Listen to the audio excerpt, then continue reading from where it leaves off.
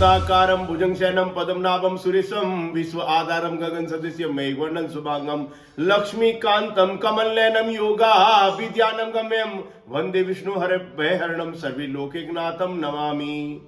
दोस्तों, हमारे हिंदू धर्म में, हिंदू सनातन धर्म के अंदर सौर वर्ष और चंद्र वर्ष में जब सामंजस्य बैठाने के लिए एक मास की वृद्धि की जाती है, तब यहाँ पर हम जो प्राप्त होता है वो होता है इदक मास या पुरुषोत्तम मास। दोस्तों, मैं हाजिर हूं आपका दोस्त पंडित ललित शर्मा एक नए वीडियो के साथ में। दोस्तों, इस बार इदक मास जो है, अधिक मास जो है, पुरुषोत्तम मास जो है वह 17 मई रविवार को यहां प्रारंभ हो रहा है और 15 जून सोमवार को यहां पर समाप्त होगा। दोस्तों, ये जो इदक मास है वह इदक मास ज्येष्ठ मास में, यानी ज्येष्ठ मतलब बड़े, ज्येष्ठ का मतलब बड़ा, और बड़े मास में इसको गिना जाएगा। दोस्तों, इसमें जितने भी मंगलवार आएंगे उसको बड़ा मंगल कहा जाएगा दोस्तों, और जितने भी सोमवार आएंगे उन सोमवारों के, ये जितने भी वार आ रहे हैं उन सबको बड़ा वार कहा जाएगा। तो दोस्तों, आज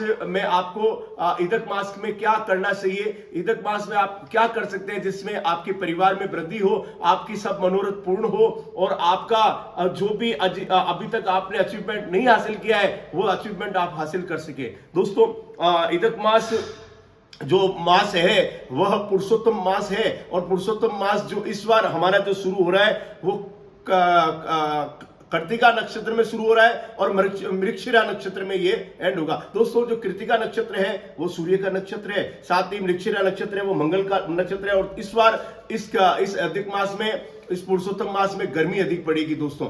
और लीजिए, हमें पुरुषोत्तम मास में क्या करना चाहिए मैं उसकी जानकारी देता हूं। दोस्तों, पुरुषोत्तम मास में जो भी पुरुषोत्तम मास का पालन करते हैं, अगर आप अपनी मनोकामना पूरा करना चाहते हैं या आपका हर एक काम अटक रहा है, आपका काम बहुत नजदीक तक आके टर्न हो जाता है, तो दोस्तों इस बार आप पुरुषोत्तम मास का विधिवत पालन करें, निश्चित तौर पर आपको सफलता प्राप्त हो जाएगी। दोस्तों, करना क्या है, सुबह सवेरे जल्दी सूर्योदय से पहले हमें उठना है, और सूर्योदय से पहले उठने के बाद में हमारी जो नित्य क्रिया है उससे अपन को नित्य क्रिया करने के बाद में नित्य क्रिया से निवृत्त होकर और तुलसी जी के अंदर, तुलसी का एक गमला अगर आपके घर में उपलब्ध हो तो ठीक है, नहीं हो तो आप मंदिर में जहाँ जाते हैं वहाँ तुलसी जी का गमला आपको मिल जाएगा।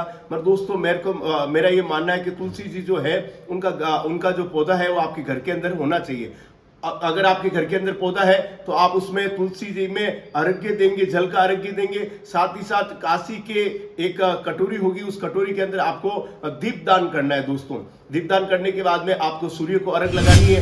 सूर्य को अर्घ लगाने के बाद में अपने पूजन स्थल पर या वहीं बैठकर विष्णु सहस्त्र नाम का पाठ करना चाहिए। दोस्तों, जो अधिक मास होता है वो विष्णु भगवान को अति प्रिय होता है। दोस्तों, जो भी विष्णु भक्त हैं और या वो किसी भी देवता के भगत है, आपको विष्णु सहस्त्र नाम का पाठ करना चाहिए। अगर विष्णु सहस्त्र नाम का पाठ नहीं कर सकते हैं तो ओम नमो भगवते वासुदेवाय मंत्र की एक माला, पूर्ण माला 108 मंत्र आपको वहां जपना चाहिए। दोस्तों, ये करने के बाद में आपको सात्विक भोजन है वो सात्विक भोजन आपको लेना चाहिए। पूरे दिन के अंदर सात्विक भोजन लेना चाहिए, तामसिक चीजों से आपको बचना चाहिए। दोस्तों, ये जो मैंने इदक मास बताया है, जो मैंने आपको बताया 17 मई से लगाकर और 15 जून तक का जो समय, इसमें आपको तामसिक भोजन का निश्चित तौर पर आपको त्याग करना चाहिए। दोस्तों, आपको यहाँ पर दान का भी बहुत बड़ा महत्व है। अगर आप सवेरे दीपदान करते हैं तो रात्रि संध्या के समय भी आपको तुलसी जी में दीपदान करना चाहिए। दोस्तों, दान का महत्व मैं इसलिए बता रहा हूं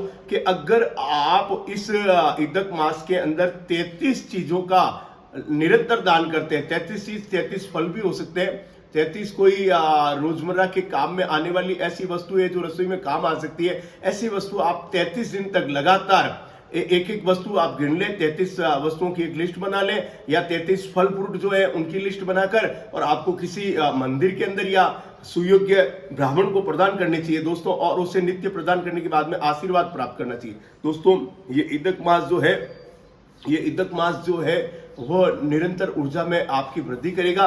क्योंकि ये भी वृद्धि हुआ हुआ मास है, तो इसका मतलब है कि आपको जो कुछ भी प्राप्त करना है, अगर आपको लक्ष्मी प्राप्त करनी है तो लक्ष्मी भी आपको इदक मास में निरंतरता से, अब लक्ष्मी जी की कृपा भी आप पर होगी। जब अगर भगवान विष्णु की कृपा होती है तो लक्ष्मी जी की कृपा भी होती है। साथ ही साथ अगर कोई विद्यार्थी है जो विद्या में निरंतर अपने एग्जाम में असफल हो रहा है, कोई कॉम्पिटिशन एग्जाम दे रहा है, असफल हो रहा है, तो उसे इदक मास का पालन करना चाहिए। दोस्तों, अगर आप इस पूरे मास में एक बार भोजन करें, अगर आप पालना करते हैं तो ये कर सकते हैं, मगर साधक लोग एक मास तक लगातार जो इदक मास है उसमें एक समय भोजन का भी लेते हैं और कुछ लोग व्रत भी करते हैं। मगर दोस्तों, अगर आप ये नहीं कर सकते हैं तो आपको 11 एकादशी जो आती है इस मास में, उसको आपको व्रत करना चाहिए, साथ साथ पूर्णिमा को व्रत करना चाहिए। और निरंतर एक बात और ध्यान रखनी है दोस्तों, अगर आप सत्य को धारण करते हैं तो यहाँ अच्छे आपको लाभ और ज्यादा अधिक प्राप्त हो सकता है। सत्य का धारण मतलब होता है कि जहां तक संभव हो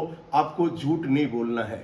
अगर आप अगर ये सत्य का भी पालन करेंगे, एक सत्य पालन का अगर आप व्रत कर लेंगे, तो निरंतर आपको ये कह सकते हैं कि आपको उन्नति प्राप्त होगी, आपके ऊपर भगवान विष्णु की कृपा प्राप्त होगी।